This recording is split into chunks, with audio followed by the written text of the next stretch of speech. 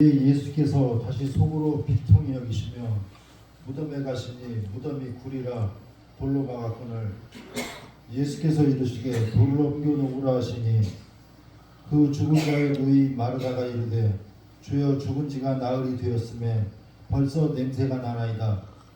예수께서 이르시되 내 말이 내가 믿으면 하나님의 영광을 보리라 하지 아니하였느냐 하시니 돌을 옮겨 놓으니 예수께서 눈을 들어 우러러보시고 이르시되 아버지여 내 말을 들으신 것을 감사하나이다. 항상 내 말을 들으시는 줄을 내가 알았나이다. 그러나 이 말씀을 하옵는 것은 불러선 무리를 위함이니 곧 아버지께서 나를 보내신 것을 그들로 믿게 하려 함이니이다. 이 말씀을 하시고 큰 소리로 나사로야 나오라 부르시니 죽은 자가 수족을 배로 동인 채로 나오는데 그 얼굴은 수건에 쌓였더라. 예수께서 이르시되 풀어놓아 다니게 하라 하시니라. 아멘. 여러분, 오늘은 우리 예수님의 요한복음의 7가지 사역 중에서 크라이막스에 해당하는 나사로를 살리신 모습입니다. 여러분, 우리가 지금 공부한 것처럼 요한복음에는 나는 무엇이다 라는 7가지 말씀이 있었던 말씀이죠. 그리고 요한복음 사건에는 7가지 역사만, 사건만, 그 예수님의 베푸신 기적이 기록되어 있습니다. 여러분 혹시 생각나는 거 있습니까? 7가지 기적 중에 생각나는 거. 여러분이 생각나는 기적 무엇이 있습니까? 무엇이 있어요? 제일 먼저 예수님이 첫 번째 기적을 베푸신 거, 물을 포도주로 만드신 거. 그렇죠?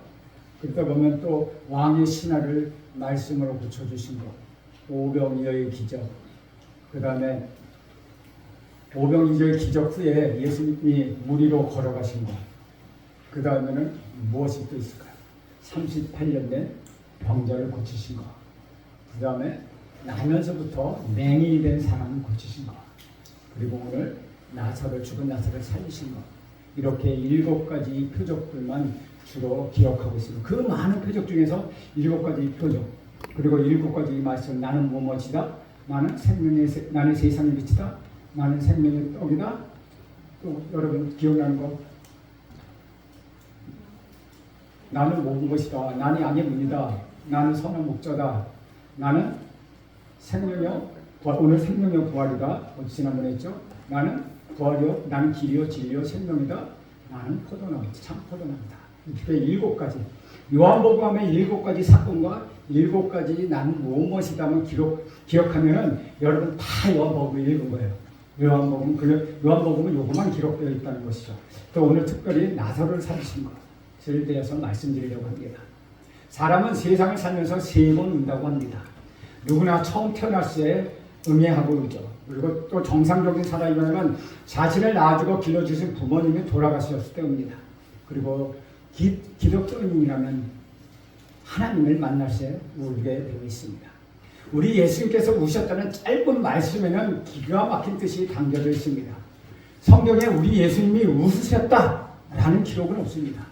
아마 예수님은 잔잔한 미소를 짓고 그렇게 살아가셨기 때문에 그런 것이 없었을까 저는 그렇게 생각합니다. 사람의 크게 웃기는 쉽지만 잔잔한 미소를 먹으면서 살아가는 거 쉽지 않다는 것이죠. 잘못된 미소를 지으면 마치 다른 사람을 비웃는 것처럼 그렇게 보이기 때문입니다. 우리 예수님께는 따뜻하고 온화한 사랑의 미소를 지으셨을 것입니다. 이런 이유로 그리스도인들이 웃음도 미소가 아닐까 저는 생각합니다. 그런데 예수님은 우셨습니다.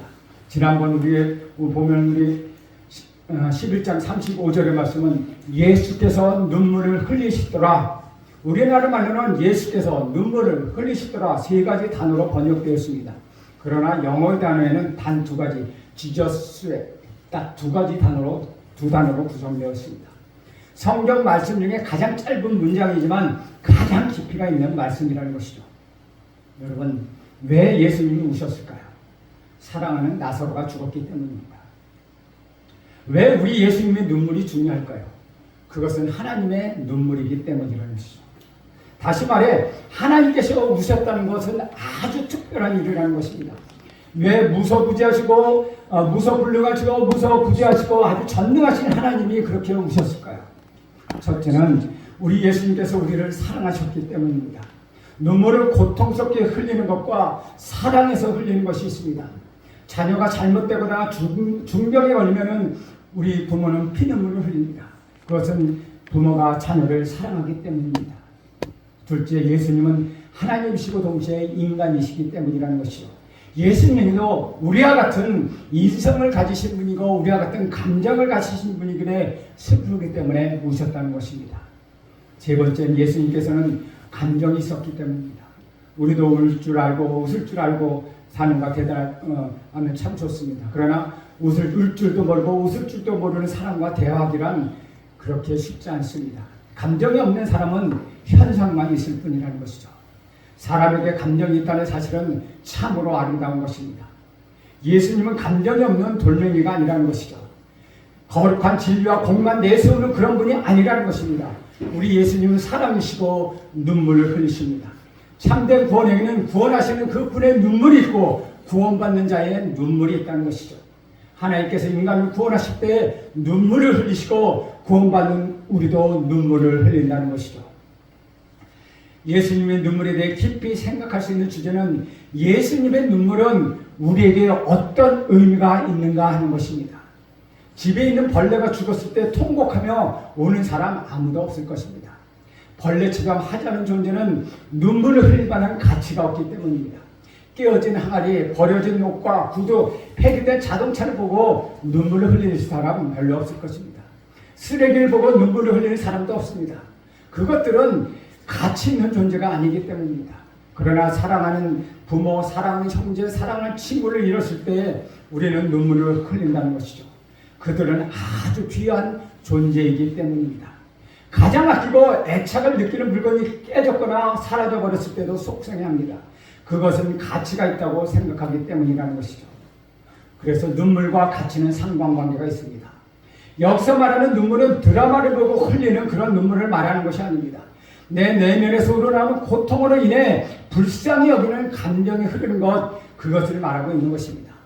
우리 구주 예수께서 죽은 나사로를 보시고 우신 이유는 나사로가 눈물을 흘릴 만한 가치가 있고 특별한 보배로운 존재이기 때문이라는 것입니다. 요즘 통계를 보면, 아니 요즘 뉴스 미디어를 보면 자살한 사람이 많습니다. 교통사고를 당하여 사망하는 사람보다도 오히려 자살한 사람이 더 많다는 통계가 있습니다. 왜 많은 사람들이 자살을 할까요? 자기 자신이 특별한 존재요, 의미 있는 존재요, 어떤 상황에서 살아가야 하는 존재라는, 가치 있는 존재라는 것을 느끼지 못하기 때문에 그들은 자살한다고 생각합니다. 사랑하는 여러분, 우리 예수님께서 나사로의 죽음을 보시고 오셨습니다. 이것은 하나님께서 오셨다는 의미입니다. 능력자의 눈물이요 절대 구원자의 눈물이라는 것이죠. 이처럼 우리는 의미 있는 존재입니다. 우리 예수께서 눈물을 흘리실 만한 가치가 있는 존재라는 것입니다. 인간은 동물의 형상을 지음받은 존재가 아니라는 것이죠. 하나님의 형상으로 지음받은 것, 이 세상에 피조물 중에 오직 인간밖에 없다는 것입니다. 그래서 인간에 대한 가장 큰 모욕은 동물에 비유하는 것입니다. 소띠니, 말띠니, 개띠니, 가죽띠니, 띠로 사람을 표현하지 말라는 것입니다. 사람은 동물의 형상으로 말하지 말라는 것이죠. 우리는 하나님의 유전자를 가진 자입니다. 사람이 소중한 까닭은 하나님의 형상을 가지고 있기 때문이라는 것이죠. 우리는 사탄의 종이 아닙니다. 그럼에도 불구하고 많은 사람들이 사탄 마귀의 종노릇 하며 사는지, 얼마나 많은 사람이 그렇게 사는지 우리는 모른다는 것이죠. 하지만 우리는 하나님의 종입니다. 하나님의 형상으로 지음받은 존재라는 것이죠. 인간은 단순히 물질이 아니라 영적 존재라는 것입니다. 우리 예수님께서 눈물을 흘리실 정도로 저와 여러분은 귀한 존재라는 것이죠. 베드로전서 2장 9절 말씀을 보면 우리가 누군지를 분명히 정의하고 있습니다. 우리 PPT 뒤로 한 장 넘겨주세요. 계속 더 넘겨주세요. 밑으로 더 넘겨주세요. 네, 함께 읽겠습니다. 베드로전서 2장 9절 시작. 그러나 너희는 택하신 족속이요 왕같은 제사장들이요 거룩한 나라요 그의 소유가 된 백성이니 이는 너희를 어두운 데서 불러내어 그의 기이한 밑에 들어가게 하신 이 아름다운 덕을 선포하게 하려 하십니다. 여기서 뭐라고 얘기하고 있습니까? 우리는 택하신 족속이요 왕같은 제사장이요 하나님의 나라여 그분의 거룩 소유된 백성이라고 말하고 있습니다. 그만큼 우리는 아주 귀한 존재라는 것이죠. 오늘 본문 앞에 있는 36, 37절을 보면 이렇게 이야기합니다. 이에 유대인들이 말하되 보라 그를 얼마나 사랑하셨는가 하며 그중 어떤 이는 말하되 맹인의 눈을 뜨게 한 이 사람이 그 사람을 죽지 않게 할 수 없었더냐 하더라. 예수님이 오시는 것을 보시고 유대인들은 두 가지 반응을 보입니다. 하나는 나사로를 그가 정말로 사랑했구나 라고 말하는 것이었습니다. 우리 예수님 우리를 지독하게 그렇게 사랑하십니다. 우리가 아프면 우리 예수님도 아파하시고 우리가 병이 들면 우리 예수님은 밤잠을 못 주무시고 우리를 지켜보고 계시다는 것이죠. 유대인들은 보라 그를 어떻게 사랑하셨는가 라고 감탄했다는 것입니다. 그리고 또 하나의 반응은 맹인의 눈을 뜨게 한 이 사람이 그 사람을 죽게 하지 할 수는 없었더냐 라고 말하고 있습니다. 이 말은 맹인의 눈을 뜨게 한 분이라면 나사렛의 죽음도 막을 수 있었을 텐데 라고 말하는 것입니다. 이처럼 질문도 의문도 계속되는 것입니다. 예수께서 유대인들의 생각을 아시고 38절에 이렇게 말씀하십니다. 38절 말씀 함께 읽겠습니다. 시작. 이에 예수께서 다시 속으로 비통히 여기서 무덤에 가시니 무덤이 불이라 돌로 막았거늘 라고 얘기하고 있습니다. 예수께서 나사렛의 죽음으로 인해 두 번째 비통하게 오셨습니다. 여기서 비통, 통분, 원통함을 이어가고 있습니다. 여기서의 분통은 거룩한 분노에 표현하는 감정입니다. 34절에 예수님께서 마리아가 우는 것과 또 함께 온 유대인들이 우는 것을 보시고 비통히 여기시고 민망히 여기시며 나사렛의 무덤으로 가자고 말씀하셨습니다. 그리고 오늘 38절에 그의 죽음 앞에 분노하셨습니다. 사랑하는 친구 나사렛의 죽음으로 몰고 간 그 질병, 아픔, 고통, 저주 등에 대해서 우리 예수님께서는 정면으로 분통을 터뜨리셨다는 것이죠. 우리는 가끔 사람들에게 분통을 터뜨립니다. 그러나 사람에게가 아니라 죄와 죽음 사탄에게 우리는 분통을 터뜨려야 합니다. 우리는 죄의 본질을 볼 수 있는 눈을 가져야 한다는 것이죠. 사회의 부조리만 볼 것이 아니라 그 부조리 아래 구조적인 죄악의 본질을 볼 수 있는 눈이 있어야 된다는 것입니다. 죄악의 본질에 대해 분노하고 대면하는 영적 통찰력이 우리에게는 필요하다는 것이죠. 그러나 대부분 우리는 그렇게 하지 못하고 그 현상만 바라보게 된다는 것이죠. 우리 예수님께서 분통을 터뜨리셨다는 것은 질병에 대하여 죽음에 대한 분노가 있다는 뜻입니다. 우리는 각종 질병, 분노, 죽음에 대하여 통분히 여겨야 한다는 것이죠. 예수님은 사망의 권세에 분노하시고 무덤과 대결하셨습니다. 우리 예수님께서는 무덤함에 도착하시고 무겁고 큰 돌이 무덤의 문에 막혀있는 걸 보시고 말씀하십니다. 39절 말씀도 함께 읽겠습니다. 시작. 예수께서 이르시되 돌을 옮겨 놓으라 하시니 그 죽은 자의 누이 마르다가 이르되 주여 죽은 자가 나흘이 되었음에 벌써 냄새가 나나이다. 이 말씀에는 재미있는 두 가지 사실이 있습니다. 하나는 우리 예수님께서 죽은 자와 죽음과 직면하러 가셨는데 장애물을 만났다는 것입니다. 우리 예수님께서 장애물을 직접 치우시지 않으시고 사람들에게 돌을 옮겨 놓으라고 명령하십니다. 사람들에게 나사로를 살리라고 명령하시지 않습니다. 나사로는 우리 주님이 직접 살리십니다. 우리는 여기서 우리 구주 예수께서 하시는 일과 사람이 하는 일이 다르다는 것을 알 수 있습니다. 예수께서는 앞에 놓여있는 무거운 돌을 제거하라고 명령하십니다. 그것을 제거하는 일, 그것이 우리가 할 일이라는 것이죠. 우리 예수님께서 기적을 행하시도록 우리 앞에 있는 장애물을 제거해야만 우리 예수님이 우리를 위하여 기적을 베푸신다는 것입니다. 또 하나 마르다의 말에 있습니다. 예수께서 무덤에 돌문을 옮겨 놓으라고 명령하자 순간 마르다는 걱정이 생겼습니다. 저 안에 시체가 벌써 3일이 지나 냄새가 날 텐데 우리 예수님 왜 저러시나 하는 것입니다.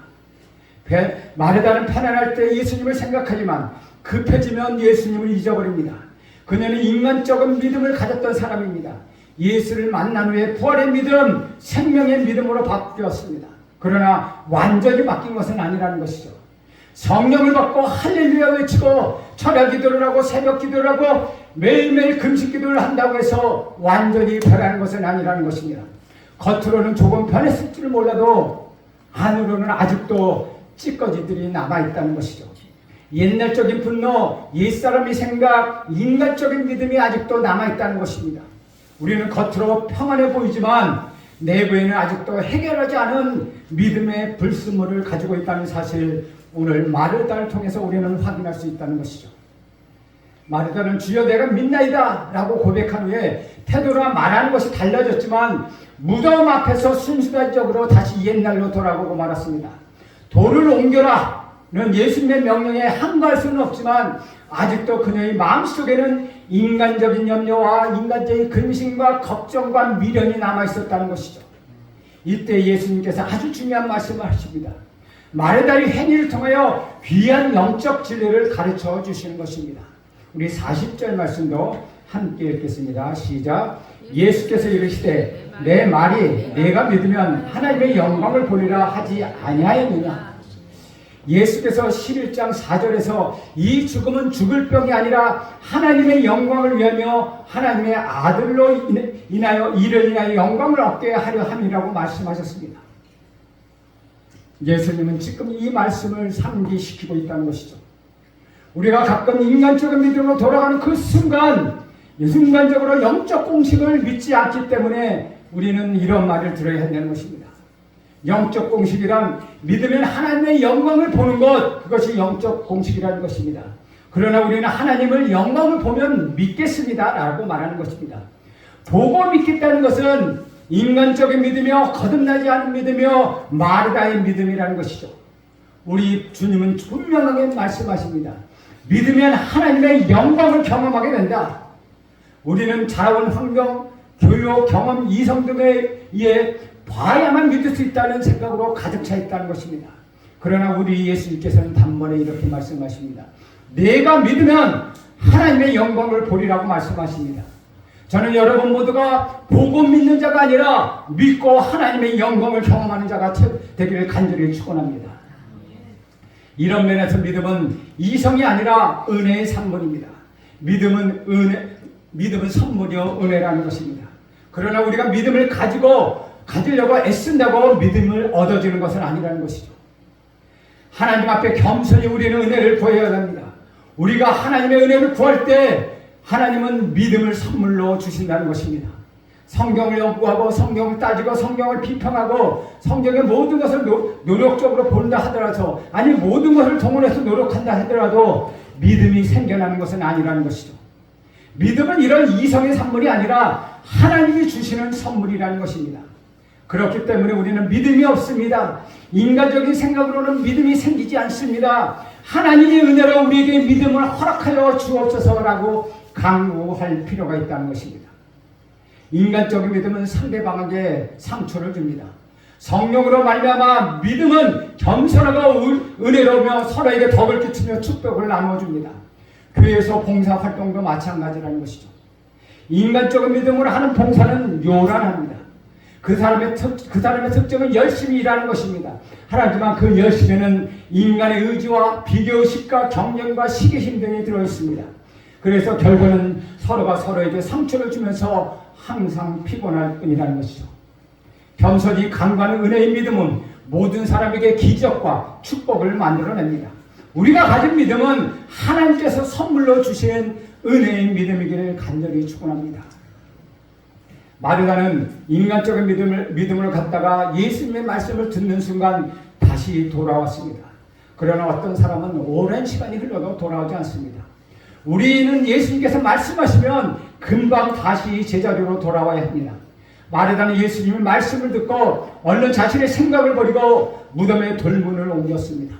41절 말씀 함께 있습니다. 시작. 돌을 옮겨놓으니 예수께서 눈을 들어 우러러보시고 이르시되 아버지여 내 말을 들으신 것을 감사하나이다. 믿음이란 자기 수정이고 결단이며 행동이라는 것입니다. 사람이 무덤에 돌문을 옮기자 41절 후반에 예수께서 중보기도를 하십니다. 우리 예수님께서 눈을 들어 우러러보시고 이르시되 아버지여 내 말을 들으신 것을 감사하나이다. 여기서 우리는 기적이 있기 전에 중보기도가 있다는 사실을 알 수 있습니다. 기도가 있기 전에 믿음의 기도가 있고 감사의 기도가 있다는 것입니다. 42절 말씀도 함께 있습니다. 시작. 항상 내 말을 들으신 줄을 내가 알았나이다. 그러나 이 말씀 하옵는 것은 물러선 둘러선 무리를 위함이니 곧 아버지께서 나를 보내신 것을 그들로 믿게 하려 함이니라. 이어서 43절, 44절도 함께 있습니다. 시작.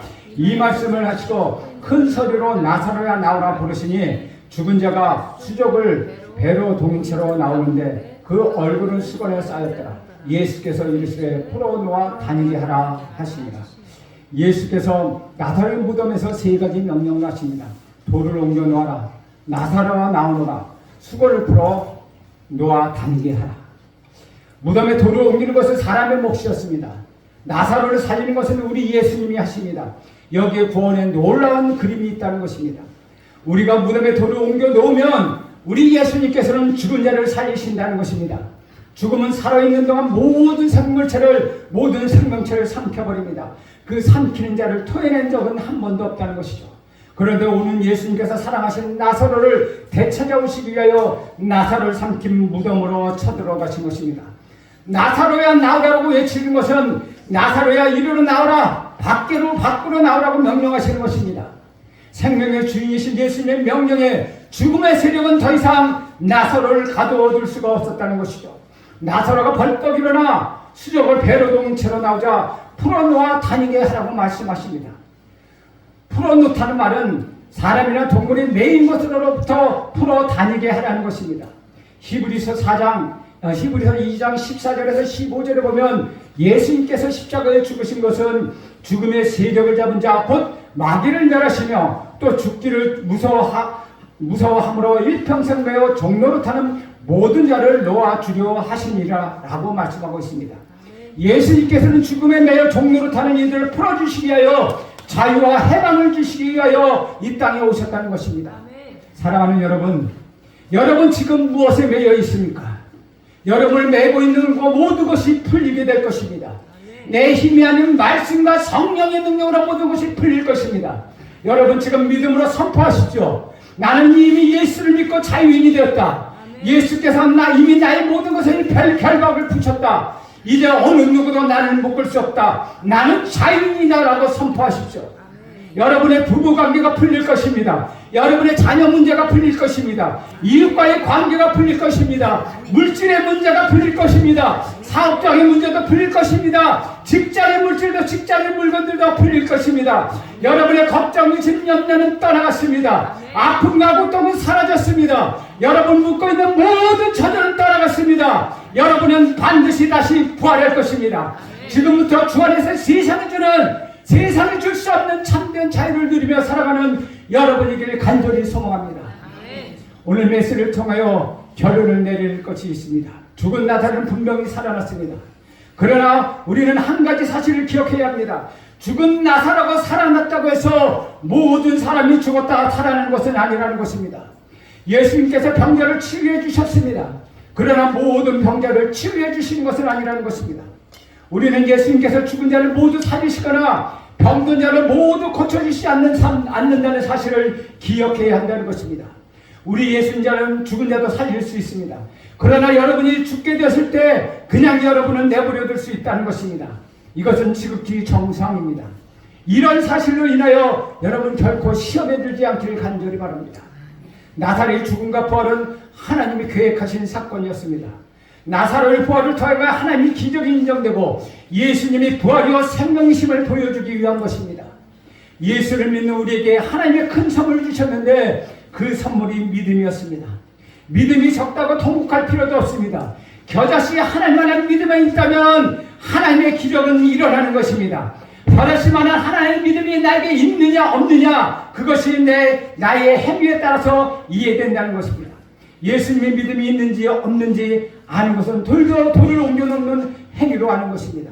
믿음이 있으면 무덤에 돌을 옮겨놓는 것입니다. 믿음이 없으면 무덤에 돌을 옮기지 못하는 것입니다. 행위가 없는 믿음은 죽은 믿음이라고 야고보 사도는 말하고 있습니다. 그러므로 마르다는 믿음이 있는 것이 증명되었다는 것이죠. 우리는 매일 생활 속에서 하나님의 말씀을 통하여 믿음을 마음속에 저장하고 그 믿음에 따라 행함으로 인하여 하나님이 역사하시기를 기다려야 될 것입니다. 하나님께서 우리와 함께 계시면서 하나님이 인생들에게 약속하신 것을 믿고 우리가 행하고 행하지 않는 불신을 가졌는지를 살펴보시는 것입니다. 믿음은 행함으로 옮긴다는 것은 참으로 쉽고도 어려운 일입니다. 눈에는 아무 증거 안 보이고 귀에는 아무것도 들리지 않고 손에는 아무것도 잡히지 않아도 예수님이 주신 그 믿음의 말씀을 가지고 행하면 하나님의 기적이 여러분에게 일어날 것입니다. 예수님은 하나님의 아들이십니다. 예수님은 죽은 자를 살리십니다. 죽을 병도 고치시는 분 우리 예수님입니다. 여러분을 치유하고 회복시키고 기적을 일으키십니다. 죽음은 떠나갔습니다. 나사로는 살아났습니다.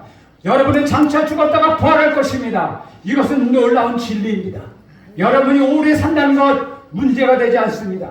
죽음을 이기신 예수님을 믿으십시오. 죽음을 이기신 예수님의 여러분을 다시 살리실 것입니다. 여러분의 가정을 살리실 것입니다. 여러분의 자녀도 살리시고 여러분의 사업도 살리실 것입니다.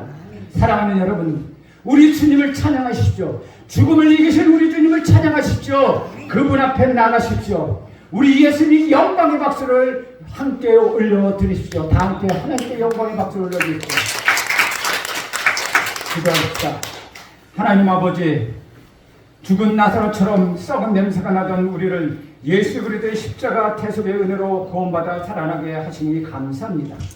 오늘 주 앞에 나온 주님의 귀한 백성들 가운데 아직도 묶여있는 사람들을 풀어 자유롭게 하옵소서.